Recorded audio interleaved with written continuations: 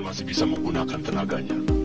Saya akan membangkitkannya pada malam Jumat Kliwon. Kamu orang tidak mau kasih tahu di mana jaga sembung?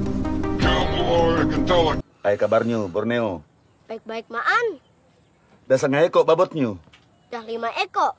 Nang paling enek, dah mana Jakarta.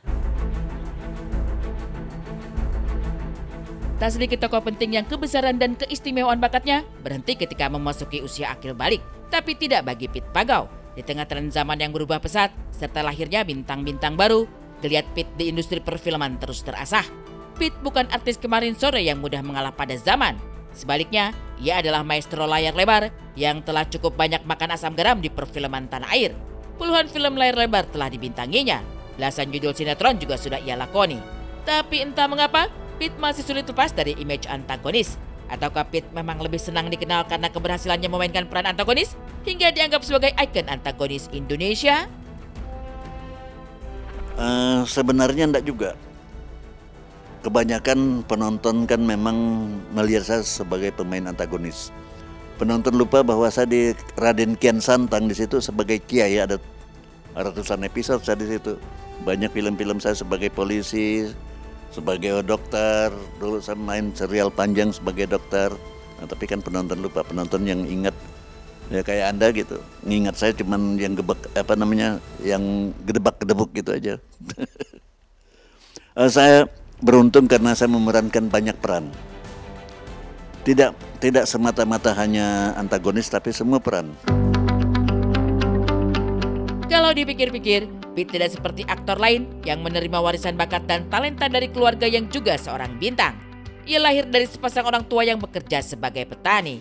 Pit Pagau lahir pada 23 Februari 1950 di Desa Baru Raya, Kecamatan Mampawa Hulu, Kabupaten Landak, Provinsi Kalimantan. Niatnya ingin mengubah nasib keluarga lah yang pada akhirnya membawa Pit meninggalkan kampung halaman dan merantau ke Jakarta. Keluarga saya kan di pedalaman Kalimantan sana, keluarga petani, ya saya mau aja begitu. Adu nasib, saya datang ke Jakarta tapi dapat pekerjaannya justru di Pontianak. Nah, waktu itu saya lagi di Pontianak, ada syuting film di sana, saya melamar, saya keterima gitu ya. Terus dalam rangka mau ngisi suara, saya ke Jakarta lagi. Agak lama-lama nunggu, akhirnya kan udah gaul sama teman-teman film, banyak kru, banyak apa, saya mulai di film. Tahun 80 itu saya benar-benar sudah tidak ada kerjaan lain. Latihan di lokasi syuting. Jadi saya datang lebih cepat, biasanya kan saya ngamati teman-teman yang main. Saya dengar pengarahan sutradaranya.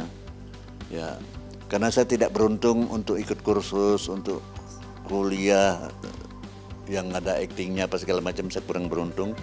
Jadi saya belajar di lapangan, belajar dari teman-teman, saya lihat skenario, saya lihat teman-teman akting di depan kamera, saya dengar pengarahan sutradara, di situ saya belajar.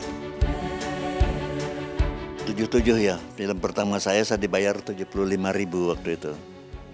Ya, itu tahun 1977, pencapaian terbesar. Eksis sampai hari ini, itu pencapaian saya. Masih berkarya sampai hari ini. Itu pencapaian. Tahun ini aja udah padat jadwal saya. Ya. Sampai Maret insya Allah udah padat. Gitu. Nah, sampai Maret, sampai akhir Maret, sekarang sampai Maret itu ada 3 film. Begitu dahsyatnya nama Pit Pagau di tahun 80-an sampai tahun 2000-an.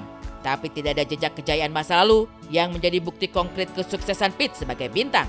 Ia tinggal di rumah yang mungil dan sederhana, jauh dari kesan megah dan mewah. Di rumah sederhana inilah rangkaian kenangan tentang mendiang istri Mahmudah Hanim Sadiqah selalu dijaga Pit. Dan kepada tim insert investigasilah, Pit akhirnya membukakan pintu rumah sekaligus menyibak barang-barang kesayangan mendiang istri tercinta. Ini foto waktu saya habis nikah ini. Tahun 2005 atau 2006 ini. Ya.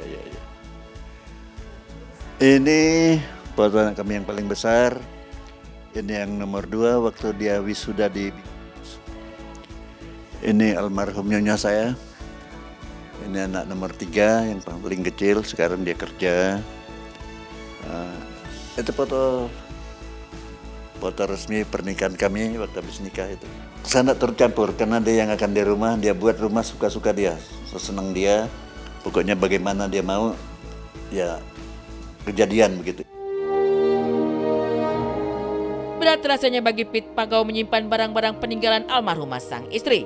Tapi bagaimanapun, kenangan inilah yang terus membuat Mahmudah selalu hidup di rumah itu.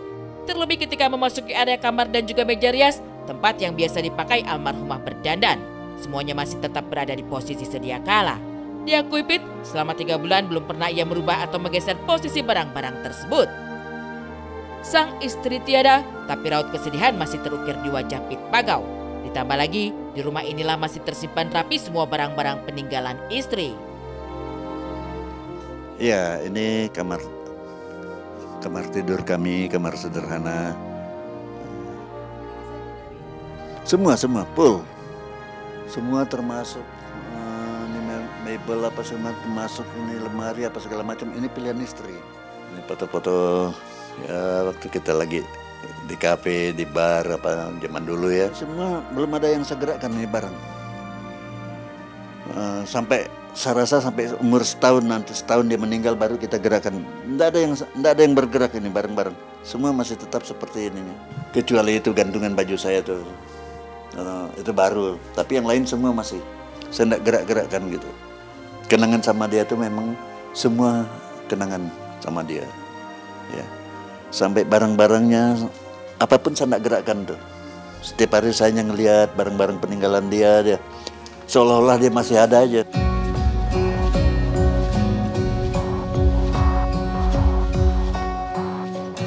Almarhumah istri saya selalu duduk di sini.